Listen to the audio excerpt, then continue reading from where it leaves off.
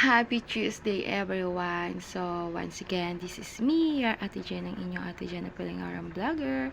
So, for today's video nga pala mga ka-idol, ay tayo ay nagpapalambot.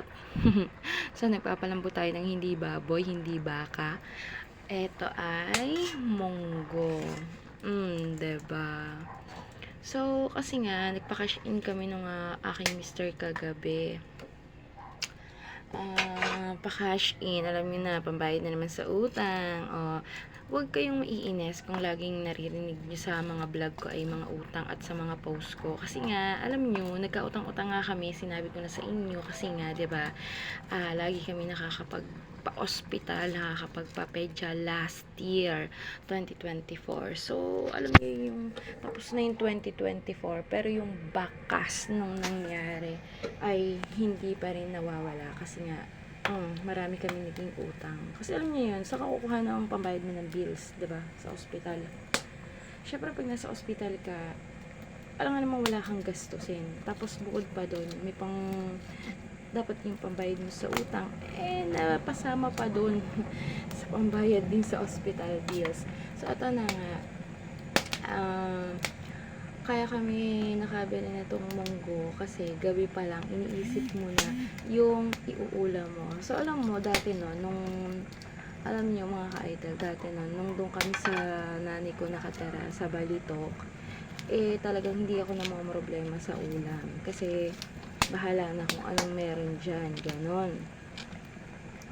Dito rin naman, ganun din naman sa biyanan ko. So, ito nga pala, lumipat kami, nag-decide ulit ako na lumipat dito sa biyanan ko. Dito lang din naman sa Pami. Kasi nga, masyado nang laging nagkakasakit yung bunso namin doon. Tapos, syempre, ako na lang yung maaawa na lumipat ng lugar. Kasi nga, itry natin na baka sa ibang lugar is mahiyang siya. Which is, thanks God naman. Kasi nung narito kami, sa awa ng Diyos, April na, nagkaroon kami ng sakit o trangkaso. Pero, hanggang ganun na lang. So, thank you Lord. Ay, naku po, Diyos ko Lord, nakakasawang magpa-hospital. Alam niyo yung mga ka-idol, bukod sa nakakasawa ng magpa-hospital kasi alam niyo yun yung gastos. Tapos, ang pinaka mahirap doon mga ka-idol ay yung sakit ng anak mo mga ka-idol. Kaya naman talaga naman sana naman talaga naman this 2025 po, Diyos ko Lord. Alam mo yung October pa kami matatapos sa mga utang namin. O, diba? October, April, May, June, July, August, September. Oh my God, napakatagal pa mga ka-idol. At yung isa ko pa nga utangan, hindi pa nababayad-bayaran. Ay, nako, ewan ko na lang kung anong mangyari. Sana makaantay silang makapagbayad kami. Bago kami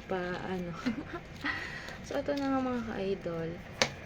Napahaba na ang kwento ko. Gusto ko kasi sa munggo, alam niyo yung bukang-buka. Hindi pa kasi totally bukang-buka. Masarap sa munggo yung bukang-buka Kaya, ayan. So, uli yung ginagamit dito. Ito nga, bumili ako ng blower kasi ang hirap. Alam mo yun, ito yung gamit, ito.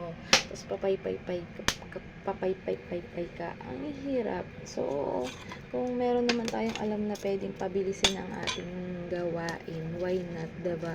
So, ito nga, bumili ako ng blower sa Lazada. So, 150 pesos lang yan. And then, ito, hindi na ako nagpapay-pay, diba? Pasok-sok na lang ako ng kahoy kung if ever na gusto ko kahoy ang gamitin. And then, ang kahoy na to ay dala ng aming tatay. Naglinis siya kay Boss Chano. Ayan. Diba? Super kalanay naman siya. So, wala kasi kami ngayong gasol. And then, pwede naman bumili ng uling. Kasi nga, syempre, alam niyo ba na ang tagal din lutuin ng munggo. So, ayan, antayin na lang natin na malasbog ang ating munggo.